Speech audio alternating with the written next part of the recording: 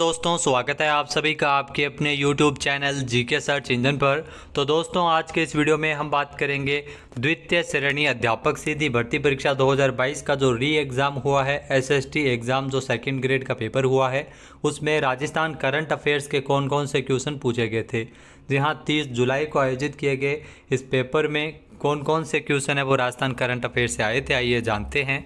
PDF file आप video के description box से डाउनलोड कर सकते हैं। तो पहला जो क्वेश्चन पूछा गया था, संयुक्त राष्ट्र जनसंख्या कोष ने सामाजिक सरोकार से जुड़े मुद्दों की समझ बढ़ाने हेतु किस विश्वविद्यालय के साथ एक समझौता ज्ञापन पर हस्ताक्षर किए हैं। तो बहुत ही सरल क्वेश्चन है, हम कई बार एग्जाम में जो हमारी डेली क्लासेस के बेसिस पे डिस्कस कर चुके हैं। हरिदेव जोशी पत्रकारिता और जनसंचार विश्वविद्यालय के साथ ये एमओयू हुआ था, यानी कि 3 नंबर ऑप्शन इसका बिल्कुल सही है। जी हाँ, संयुक्त राष्ट्र जनसंख्या कोष यूएनएफपीए ने पाठ्यक्रम में जनसंख्या गतिशीलता और लैंगिक चिंताओं को एकीकृत करने के लिए हरिदेव जोशी पत्रकारिता और जनसंचार विश्वविद्यालय जयपुर के साथ एक समझौता ज्ञापन पर हस्ताक्षर किया था। नेक्स्ट जो क्वेश्चन पूछा गया था, राज्य के निम्नलिखित में से कौन से जिलों में स्थित धार्मिक स्थलों में धार्मिक पर्यटन को बढ़ावा देने के लिए राजस्थान सरकार ने 13.48 करोड़ रुपए की धनराशि स्वीकृत की है। तो धार्मिक पर्यटन को बढ़ावा देने के लिए राजस्थान सरकार द्वारा नागौर, जैसलमेर और अलवर, यानी कि 3 नंबर ऑप्शन इसका बिल्कुल सही है। नागौर, जैसलमेर और अलवर जिलों के धार्मिक स्थलों में पर्यटन को बढ़ावा देने के लिए 13.48 करोड़ रुपए की वित्तीय स्वीकृति जारी की है। नागौर के जैसे बुटाटी, घाटेश्वर महादेव मंदिर और जैसलमेर में स्थित काले डूंगर राय मंदिर परिषद में विकास कार्य इसमें करवाए जाएंगे। अलवर में बांसुर किला, माताजी का मंदिर, गंगा मंदिर समेत तमाम धार्मिक पर्यटन स्थलों का विकास अब इन 3 जिलों में करवाने हेतु 13.48 करोड़ रुपये स्वीकृत किए गए हैं। नेक्स्ट जो क्वेश्चन पूछा गया था, हाल ही में भारत के प्रधानमंत्री ने राजस्थान के किस जिले में प्रधानमंत्री मातृ वंदना योजना को गोद भराई समारोह के रूप में मनाने की पहल की सराहना की है। तो हाल ही में पीएम मोदी ने दौसा में ऐसा नवीन कार्य है वो किया जा रहा है। 4 नंबर ऑप्शन इसका बिल्कुल सही है।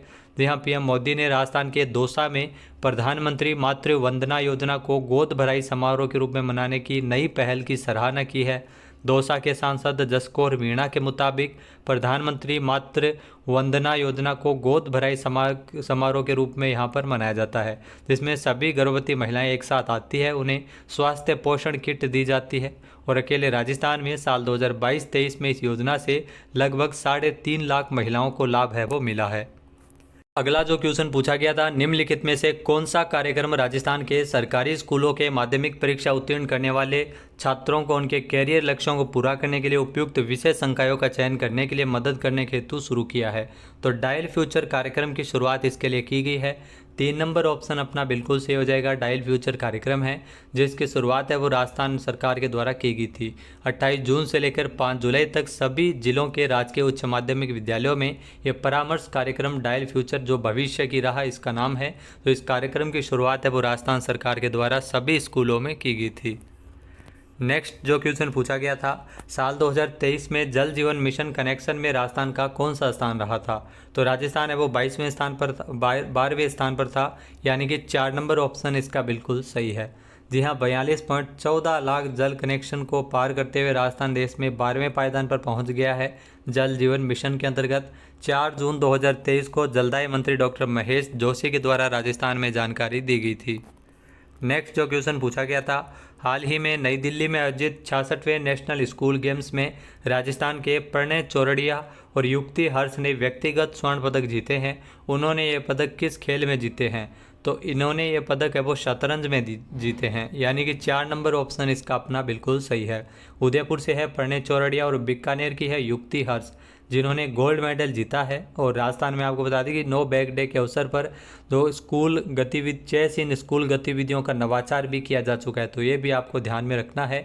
सरकारी स्कूलों में 38,21,009 छात्रों ने चेस इन स्कूल एक्टिविटी में भाग लिया था, जिसे वर्ल्ड बुक ऑफ रिकॉर्ड्स में भी दर्ज किया गया है। तो इसमें युक्ति हर्ष और प्रणय चौरड़िया ने ये खेल शतरंज के अंतर्गत स्वर्ण पदक जीते हैं। नेक्स्ट क्वेश्चन जो पूछा गया था, राजस्थान सरकार ने असंगठित क्षेत्र में पंजीकृत सक्रिय श्रमिकों और स्ट्रीट वेंडर्स को किस योजना के तहत आर्थिक राहत पहुंचाने का निर्णय लिया है। तो चिरंजीवी श्रमिक संबल योजना, जी हाँ, राजस्थान सरकार के द्वारा इस योजना की शुरुआत की गई है। 1 नंबर ऑप्शन इस क्वेश्चन का बिल्कुल सही है। जी हाँ, 1 नंबर है। सीएम अशोक गहलोत ने 14 जून 2023 को इस योजना को मंजूरी प्रदान की है, मुख्यमंत्री चिरंजीवी श्रमिक संबल योजना, जिसमें जो इस श्रमिक कल्याण कोष के तहत पंजीकृत सक्रिय श्रमिकों एवं चिन्हित स्ट्रीट वेंडर्स को अस्पताल में भर्ती होने के दौरान इनको राहत प्रदान की जाएगी। जहाँ 25 से लेकर 60 वर्ष आयु सीमा, ध्यान रखना आयु सीमा से भी क्वेश्चन आ सकता है। 25 से लेकर 60 वर्ष तक के सदस्य जो पंजीकृत श्रमिक सदस्य हैं उनको अस्पताल में भर्ती के दौरान अधिकतम 7 दिन की आर्थिक सहायता राशि इसमें दी जाती है और 200 रुपये प्रतिदिन के हिसाब से सहायता राशि इसमें मिलती है। नेक्स्ट जो क्वेश्चन आया था, राजीव गांधी ग्रामीण और शहरी ओलंपिक खेल 2023 में कितने कितने खेलों को शामिल किया है। तो ये हमने पोस्ट भी शेयर की अपने ग्रुप पे, आप देख सकते हैं। इसमें 7 खेलों को इस बार शामिल किया है, यानी कि 2 नंबर ऑप्शन इसका बिल्कुल सही है। 5 अगस्त से राजस्थान के जो ग्रामीण और शहरी क्षेत्रों में जो शहरी ओलंपिक खेलों का आयोजन है वो ग्रामीण ओलंपिक खेलों का आयोजन किया जा रहा है। दोनों ही प्रतियोगिता में 7 खेलों का आयोजन किया जाएगा, जिसमें शहरी ओलंपिक खेल की अगर बात की जाए तो कबड्डी बालक और बालिका वर्ग में, टेनिस बॉल क्रिकेट ये भी दोनों ही वर्ग में, खो खो जो केवल बालिका वर्ग में खेला जाएगा, वॉलीबॉल ये दोनों वर्गों के लिए, फुटबॉल ये भी बालक और बालिका वर्ग के लिए, एथलेटिक्स 100 मीटर 200 मीटर और 400 मीटर ये भी दोनों वर्गों के लिए, और बास्केटबॉल भी खेला जाएगा। तो ये हो गए जो शहरी ओलंपिक खेलों के लिए। वहीं अगर ग्रामीण ओलंपिक खेलों की बात की जाए तो कबड्डी टेनिस बॉल क्रिकेट ये भी शामिल है दोनों ही वर्गों के लिए, खो खो बालिका वर्ग में खेला जाएगा, ये भी शहरी ओलंपिक खेलों में है, वॉलीबॉल ये भी बालक और बालिका वर्ग के लिए खेला जाएगा, फुटबॉल भी बालक और बालिका वर्ग के लिए खेला जाएगा। वहीं अगर बात की जाए इसमें ग्रामीण ओलंपिक में रस्साकसी को शामिल किया है बालिका वर्ग के लिए, और शूटिंग वॉलीबॉल ये बालक वर्ग के लिए इसमें शामिल किया है। यानी बालिका अगर बात की जाए ग्रामीण ओलंपिक खेलों में बास्केटबॉल है वो इसमें शामिल नहीं है, और उसमें रस्साकसी हो गया ग्रामीण ओलंपिक खेलों में। तो 7 खेल है वो शामिल किए गए हैं।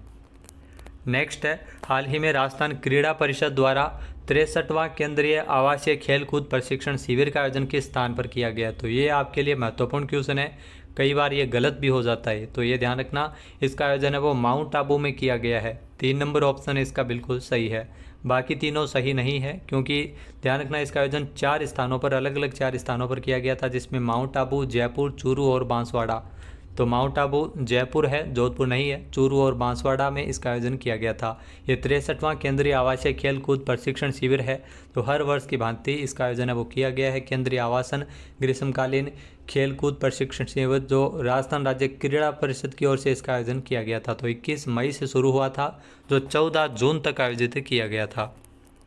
नेक्स्ट जो क्वेश्चन आया था, हाल ही में दिल्ली में आयोजित 11वीं भारतीय ओपन चैंपियनशिप में राजस्थान की अनुया प्रसाद ने 10 metre air pistol deaf woman category में कौन सा मेडल जीता है। तो ये बहुत ही डिफ़िकल्ट क्वेश्चन जो देखने को मिला था, ये काफ़ी सर्च के बाद में मेरे को मिला था, जो महाराजा सवाई भवानी सिंह स्कूल ने अपने जो फेसबुक पेज पर लगा रखा है, जिसमें अनुया प्रसाद जी हाँ इन्होंने 2 गोल्ड मेडल जीते हैं इस प्रतियोगिता में, यानी स्वर्ण पदक इन्होंने जीता है। 3 नंबर ऑप्शन इसका बिल्कुल सही है। ग्रुप पे सारे फ़ोटो आपको मिल जाएंगे कि किसने कौन सा मेडल जीता है। तो first gold medal 10 metre air pistol category में, सेकंड गोल्ड मेडल इन्होंने 25 मीटर स्पोर्ट्स स्टैंडर्ड में इन्होंने पदक जीता है। तो ये अनुया प्रसाद है जिन्होंने मेडल जीते हैं स्वर्ण पदक। नेक्स्ट जो क्वेश्चन आया था, आर्थिक सर्वेक्षण 2022-23 के अनुसार साल 2021-22 में देश में मूंगफली उत्पादन में राजस्थान का कौन सा स्थान है। तो मूंगफली उत्पादन में राजस्थान की अगर बात की जाए तो राजस्थान का इसमें दूसरा स्थान है। 4 नंबर ऑप्शन इसका बिल्कुल सही है। मूंगफली उत्पादन में पहले स्थान पर गुजरात है, ध्यान रखना, और दूसरे स्थान पर राजस्थान है। तीसरा स्थान पूछ लिया जाए तो तमिलनाडु आपका सही जवाब होगा। इसके अलावा राजस्थान का देश में कुल उत्पादन में योगदान की अगर बात की जाए मूंगफली में तो 18.91% योगदान है वो मूंगफली उत्पादन में है। तो दोस्तों ये थे राजस्थान करंट अफेयर्स के वो क्वेश्चन जो आज एग्जाम में पूछे गए थे। काफ़ी सारे क्वेश्चन हमारे जो डेली कराए हैं वहाँ पर आपको देखने को मिल जाएगा। ग्रुप में मैं आपको स्क्रीनशॉट के साथ में इसमें बताऊंगा। तो वीडियो आपको कैसा लगा हमें कमेंट बॉक्स में ज़रूर बताइएगा। PDF फाइल आप वीडियो के डिस्क्रिप्शन बॉक्स से डाउनलोड कर सकते हैं। जय हिंद, जय भारत, जय राजस्थान।